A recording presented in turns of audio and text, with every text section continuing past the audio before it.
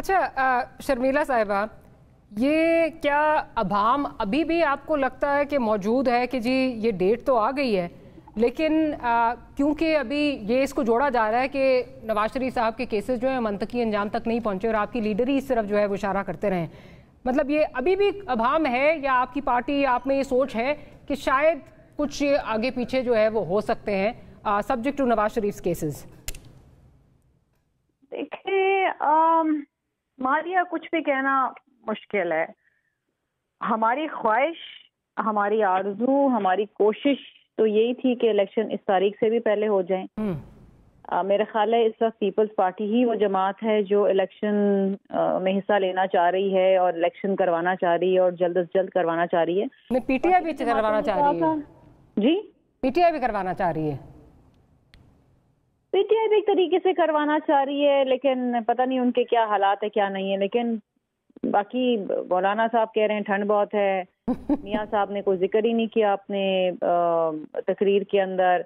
तो ऐसा लग रहा है कि वो सबको एक ऐसा माहौल में बैठे हुए हैं जहाँ वो कह रहे हैं ठीक है जी हो जाएगा, किसी ना किसी दिन हो जाएगा, डिले भी हो जाता है तो क्या फर्क पड़ता है। अगेन दिस इज अनकॉन्स्टिट्यूशनल, लेकिन वी होप, देखिए इलेक्शन होना सिर्फ बहुत जरूरी नहीं है, फ्री एंड फेयर होना इज अ ह्यूज चैलेंज। और फ्री एंड फेयर होने के लिए तमाम जमातों को लेवल प्लेइंग फील्ड देना बहुत जरूरी है। अगर तो लेवल प्लेइंग फील्ड नहीं मिली तो इलेक्शन फ्री एंड फेयर नहीं होंगे। सिर्फ वोट डालना, फिर आरटीएस बैठ जाना, फिर धुंध आ जाना, ये बहुत चीजें होती रही है ना इस मुल्क के अंदर, सिलेक्शन होती रही हैं। अगर फिर एक बार फिर बैलेट पे डाका डाला गया तो फिर मजीद बेचैनी और मजीद केओस इस मुल्क में होगा। तो ये हमारे में बहुत सारे अभी खदशात हैं। ठीक, चलें इन खदशात पे भी आगे जाके बात करते हैं। लेकिन रान साहब, क्या जो ये आपके जो पॉलिटिकल ओपोनेंट्स हैं बार बार इसको जोड़ रहे हैं कि क्योंकि अभी भी ठीक है मियाँ साहब वापस आ गए हैं, उनको बड़ी एक जो है वो रेविंग किस्म की होम कमिंग जो है वो मिली है, लेकिन केसेस अभी भी उनके चल रहे हैं और ये बार बार इससे जोड़ा जा रहा है कि जब तक मंतकी अंजाम तक नहीं पहुंचते तो तब तक जो है वो हतमी को स्केड्यूल नहीं आएगा। अभी भी इस पे जो है वो अभाम की एक कैफियत जो है वो मौजूद है। और अगर अतर काज़मी साहब, मेरा और आपका अभाम नहीं, मैं तो शुएब शाहीन साहब की बात कर रही हूँ। जी नहीं, मुझे तो कोई अभाम नहीं है। मैंने अपनी बेगम से भी क्लियर कर दिया कि मुझे इलेक्शन में कोई बात नहीं है। राज साहब देखिए, ये तो नैरेटिव बनाने की कोशिश की जा रही है कि मियाँ साहब की वजह से इलेक्शन को लेट किया गया, जबकि इसकी कोई, अगर आप इसको एनालाइज करें तो इसकी कोई लॉजिकल सेंस नहीं बनती। क्योंकि जब डिले की वजह क्या बनी, अभी तो डिलिमिटेशन बनी, सेंसस बना, तो उस फैसले में तो पीपल्स पार्टी भी शामिल थी, उसमें तो पीडीएम की दीगर जमातें भी शामिल थी। तो वो डिलिमिटेशन जो है वो ना होती तो इलेक्शन पहले आ जाते, अगर सेंसस नोटिफाई ना होता तो इलेक्शन जो है वो विद इन 90 डेज हो जाता। तो ये कहना कि मियाँ साहब की वजह से नहीं हुई, तो ये तो चीज अब एक्सपोज भी हो गई, इलेक्शन का स्केड्यूल आ गया है और मियाँ साहब के केसेस अभी जो है वो चल रहे हैं। तो डेफिनेटली ये चीज खुद ही नलिफाई हो गई कि ऐसा कोई बात नहीं है कि मियाँ साहब की वजह से इलेक्शन डिले किए गए या एक फर्द के लिए ये सारा कुछ किया गया। अब इलेक्शन मैं समझता हूं होने जा रहे हैं और सारे स्टेक होल्डर्स ने इसको वेलकम किया है।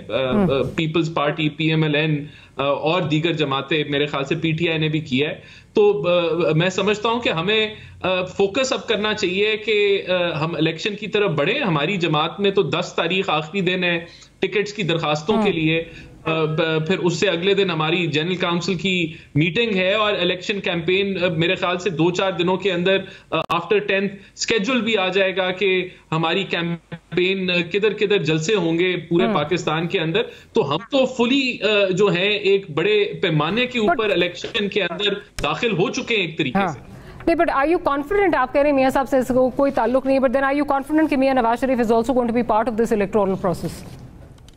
देखिए, हम तो उम्मीद कर सकते हैं, हमें यकीन से तो नहीं कह सकते, हम उम्मीद कर सकते हैं कि जो नाइंसाफियां 2017-18 में मियाँ साहब के साथ हुई, जो कि अब फुली एक्सपोज्ड हैं कि पनामा में उनका नाम नहीं था, उनको जो है वो इकामा पे निकाल दिया गया, व्हाट्सएप पे JITs बनी, मॉनिटरिंग जज बिठाए गए, नैब सुप्रीम कोर्ट के मॉनिटरिंग जज बिठाए गए, उनको सजा हो गई थी उस इलेक्शन में, तो वो तो जेल में थे उस वक्त। तो ये जो नाइंसाफियां थी, अब अगर इनकी करेक्शन जल्दी होनी चाहिए तो ये एक बिल्कुल जल्दी, हम तो समझते हैं कि तभी हो जानी चाहिए थी जब मरहूम जस्टिस अरशद मलिक ने इतराफ उनका आ चुका था लोगों के सामने कि उन पे कोई करप्शन नहीं। आप लोग भी नहीं लेकर गए थे ना, आपको भी हम पूछते थे, आप कहते थे हमारा जो है वो सवाब दे दे, हम कहते थे आप इसको कोर्ट में लेकर जाएं, यही इसको प्ली बनाएं, आप नहीं लेके जाते थे, आप कहते थे हमारा इस्तेकाल करें। लेकिन हमारी एक उसकी ये भी तो वजह थी ना कि हम समझते थे कि जहां अदालतें उनको मिसकॉन्डक्ट पे बदतरफ कर रही हैं, वहां उनके जो फैसले हैं वो भी बदतरफ होने चाहिए थे। तो जहां अदालतें हर चीज पे सुओ मोटो लेके मामलात को खुद ब खुद ही उठा लेती थी, वहां ये हमारी फीलिंग थी कि ये चीजें भी जो हैं वो अदालतों को खुद ही करेक्शन की तरफ जाना चाहिए था। लेकिन चले, आपकी फीलिंग उस वक्त थी जिस वक्त आप कैटेगोरिकली कहते थे कि हमें इस जुडिशल निजाम पे कोई जो है वो एतबार नहीं है, despite that you were expecting कि इस पे सुओ मोटो होगा। नहीं, देखिए यही तो मैं कह रहा हूं कि वो नहीं हुआ, और अगर हम अपील दायर कर भी लेते तो उसकी वजह थी कि वो उन अपीलों का वही हाल होना था जो अब कोई पता था जो होना है।